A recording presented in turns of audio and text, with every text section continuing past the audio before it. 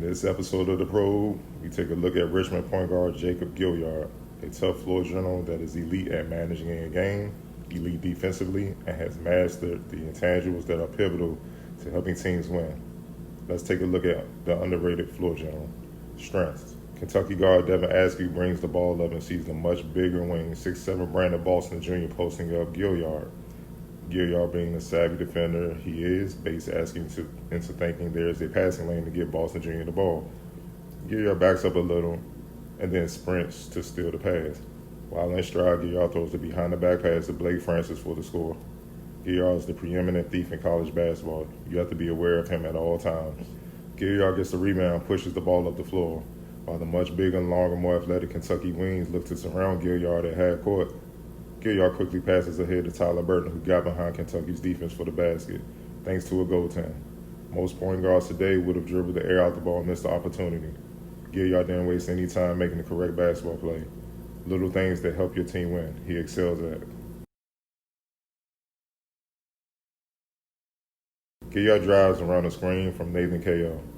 Kentucky guard Davion Mintz fights over the screen and stays close to Gilyard while he drives. Ko rolls to the basket following the play. As Gilyard gets to the basket, Kentucky 6'10" forward Isaiah Jackson leaves Ko to go contest Gilyard. Gilyard passes it back to Ko, who scores easily inside.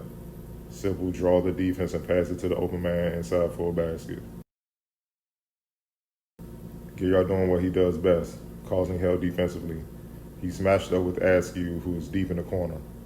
However, Gilyard is in an ideal position to not only close out on Askew, but to rotate and help out anyone who may get beat on defense. He sees Boston Jr. looking to pass to Olivier Sarr in the high post. Boston, however, isn't surveying the floor good enough because he doesn't see Gilyard waiting for a potential pass to Sarr. Boston passes to Sarr, but Gilyard runs and steals the ball. Gilyard goes all the way for the lay-in. One-man momentum killer, that's what Gilyard is. Gilyard brings in a long rebound, pushes the ball ahead, and scores on a bigger Askew with no hesitation. His speed and quickness in the open court is a lot to deal with for opponents. Gilyard has the ball outside the three-point line. He takes his time and surveys the floor, looking for the best possible mismatch for Richmond. He signals to Matt Grace to come set a screen. Gilyard drives right around Grace's screen. As Grace pops out to the elbow behind the three-point line, Sarr is stuck out of position as Gilyard passes it back out to Grace. Grace, with plenty of room, hits the triple.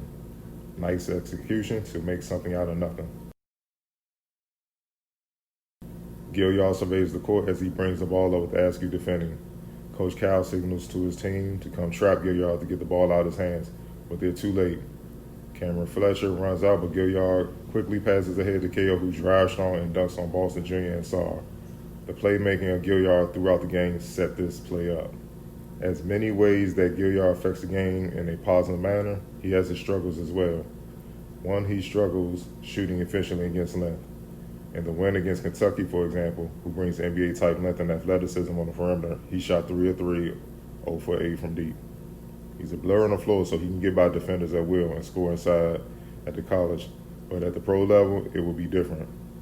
That's something he must adapt to stick and ultimately thrive at the NBA level.